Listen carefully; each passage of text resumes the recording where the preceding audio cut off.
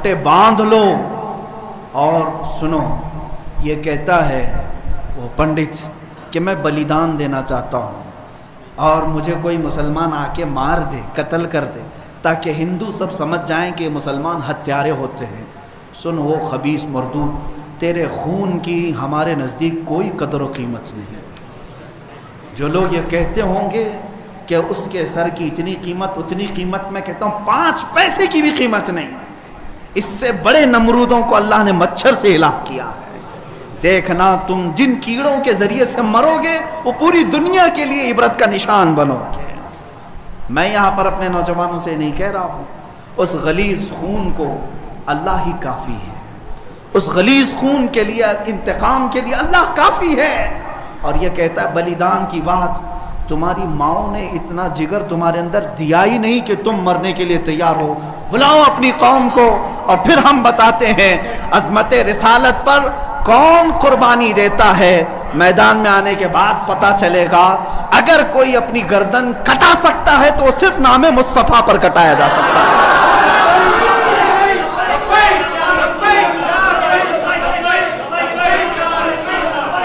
حسن یوسف پہ کٹی مصر میں انگشت زنا، سر کٹاتے ہیں تیرے نام پہ مردان عرب. وہ صحابہ کٹاتے تھے اور بتاتے تھے.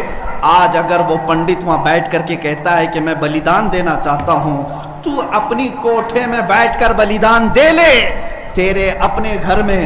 لیکن میں جانتا ہوں کہ 1 لاکھ کیا، ابھی اگر میں ہندوستان کے نوجوانوں کو آواز دے دوں تو پوری دلی کی سرزمین بھر جائے گی. انشاءاللہ العزیز سارے نوجوانوں کے سر بھی وہاں پر لہرائیں گے.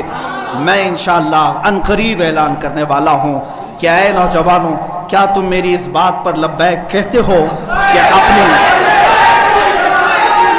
کیا تم میری اس بات پر آواز دے کر لبیک کہتے ہو کہ اگر حکومت وقت نے اس ملعون کو گرفتار نہیں کیا یا عظمت رسالت پر بھونکنے والوں کے گلے میں پٹا نہیں ڈالا تو ہندوستان کے ہر کونے سے مسلمان اپنے سر پر کفن باندھ کر دلی پہنچے؟ آپ تیار ہیں اس بات کے لیے؟ انشاءاللہ العزیز اگر سر کٹے گا، اے مسلمانوں گھبرانا نہیں. سب سے پہلے اس فقیر کا سر جائے گا انشاءاللہ. سب سے پہلے ہماری گردن کٹے گی. اور یہ مرنا تو ہے ہی آج یا کل. اپنے بستر پر ایڑیاں رگڑ رگڑ کر مرنے سے تو بہتر ہے میرے مصطفیٰ کی عظمت کا پرچم بلند کر کے دنیا سے جائے. اس لیے کہ فرشتے بھی ہماری لاشوں کے استقبال کے لیے تیار، فرشتے بھی ہماری لاشوں کے استقبال کے لیے تیار ہوں. اس لیے کہ فرشتے بھی یہ کہیں گے یہ عام آدمی کی لاش نہیں آ رہی ہے، میرے نبی پاک پر اپنا خون نچھاور کرنے والا آ رہا ہے. اور انشاءاللہ العزیز انشاءاللہ وہ پنڈت اپنے بزدلوں کو جمع کرنے کی کوشش کر رہا ہے. اور ابھی میں نے دیکھا ایک ویڈیو نشر کر کے وہ کہتا ہے ہندو بھائیوں سے میں کہتا ہوں کہ تم اپنی قربانی کے لیے تیار ہو جاؤ. کیوں زہر پھیلا رہے ہو؟ کیوں زہر پھیلا رہے ہو ہندوستان میں؟ ہم نے کبھی لڑنے کا یا جہاد کا اعلان نہیں کیا. اب تک ہمارے کسی عالم نے اعلان نہیں کیا. امن کے ساتھ رہنے کی تلقین اسلام نے بھی دی ہے. حضور نے خود فرمایا ہے جنگ کی تمنا مت کرو، جنگ کی لا تتمنوا لقاء عدوکم. میرے آقا فرماتے ہیں دشمنوں سے مٹبھیڑ کرنے کا، جنگ کرنے کا ارادہ مت کرنا، تمنا مت کرنا. ہاں اگر ان کی طرف سے آ جائے تو پھر قدم بھی پیچھے مت لینا، پھر قدم پیچھے نہیں لینا. اس وقت پھر تم سمجھ لینا تمہارے ساتھ کون ہوگا. پرائم منسٹر آئے گا، ہوم منسٹر آئے گا، سی ایم آئے گا، یہ سب اسی کوٹھے کے لوگ ہیں. اے مسلمانوں فخر کے ساتھ آنا، تمہارے ساتھ کوئی اہل سیاست نہیں آئے گا. تمہارے پیٹھ پیچھے رسول اللہ کی ذات ہوگی اور تمہارے سر پر اللہ رب العزت کی عنایت ہوگی. اللہ اور اس کے رسول کے بھروسے پر ہم جائیں گے انشاءاللہ. اور یاد رکھنا یہ صرف جذبات کی باتیں نہیں، جوش کی باتیں نہیں. میں اپنا ایک پیغام ریکارڈ کرنا چاہتا ہوں.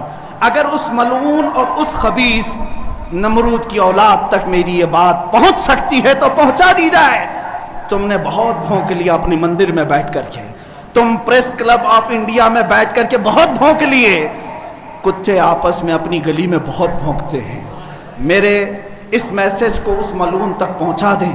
اگر ذرا برابر بھی دم خم ہے تمہارے اندر तुम्हारी माँ ने अगर दूध पिलाया है तुमको, तो अब मैं मुनाजरे का चैलेंज नहीं दे रहा हूं, डिबेट भी नहीं करूंगा, बातचीत भी नहीं करूंगा। आओ मैं ऐलान करता हूं, 8 दिन के अंदर तुम दिल्ली पहुंचो, किसी मैदान में पहुंचो, अपनी सारी मुकद्दस किताबें लेकर के आओ। इंशाअल्लाह अज़ीज ये फकीर कुरान पाक लेकर हाजिर होगा। हम आएंगे, तुम अपने सारे गुरु घंटालों को लेकर जमा हो जाओ। मैं मुनाजरे का चैलेंज नहीं दे रहा हूं, तवज्जो चाहता हूं। मैं डिबेट करने की बात ही नहीं कर रहा हूं। ये न्यूज एंकर जितने दज्जाली मीडिया वो भी सुन लें, अपने डेस्क पर बैठ करके टट्टू लोगों को लड़ाते रहते हैं वो भी सुन लें। कुरान, इस्लाम, रसूल की जात पर हमले कराने के लिए जरखरीद लोगों को बिठाते हैं, वो भी सारे न्यूज एंकर, ये पंडित सब जमा हो जाए मैदान में। ये फकीर कादरी हाजिर होगा, एक बड़ी आग जलाई जाए, आग लगाई जाए। मैं उससे कहता हूं, मैं भी आग में दाखिल होऊंगा, तू भी आग में दाखिल हो जा। जो सलामत रहेगा उसका दीन हक पहचाना जाएगा।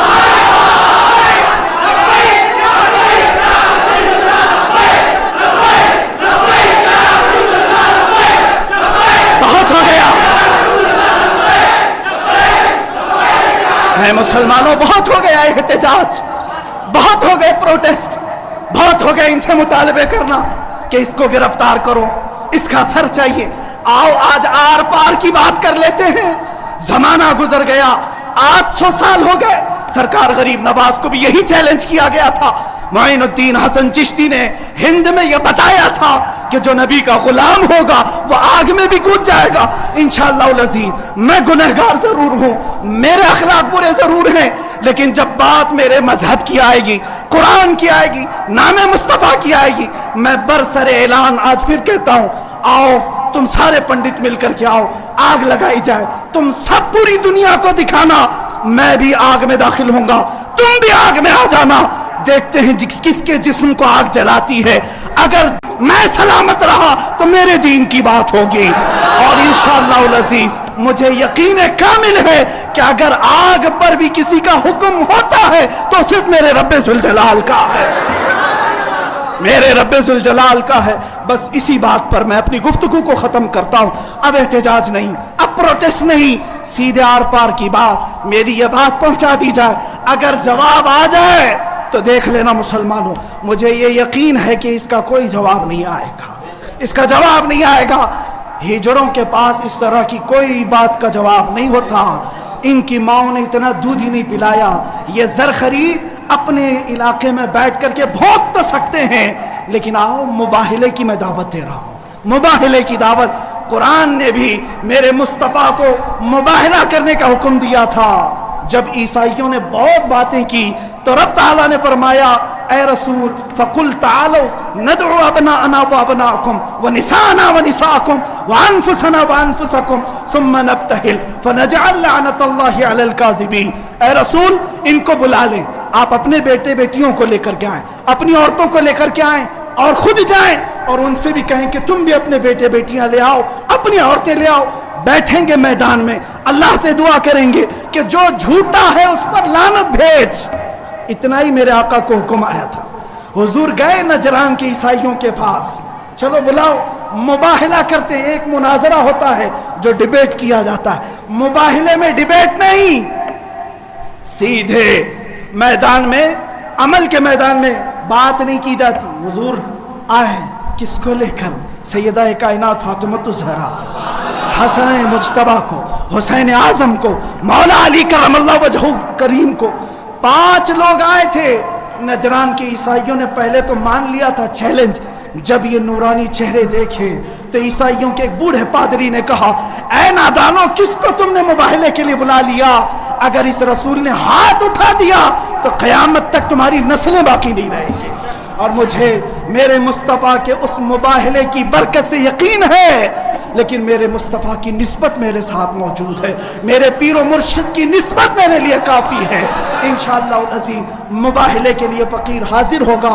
जवाब आ जाए, ऐ सुन्नी मुसलमानों इंतज़ार करो, अब लड़ाई आर पार की हो जाती, देखा जाएगा किसका दीन हक है, किसकी किताब हक है, किसका रसूल हक है। इसी बात पर खात्मा होगा। व आखिर दावाना अनिल हम्दुलिल्लाह। کیوں جا رہے ہو چھوڑ کے اسجد رضا کو تم سن لو یہی تو تاج شریعت کی جان ہے سن لو یہی تو تاج شریعت کی جان ہے الجھے گا جو بھی مسئلہ سلجھائیں گے یہی اسجد رضا ہی قاضی ہندوستان ہے ابھی رضوی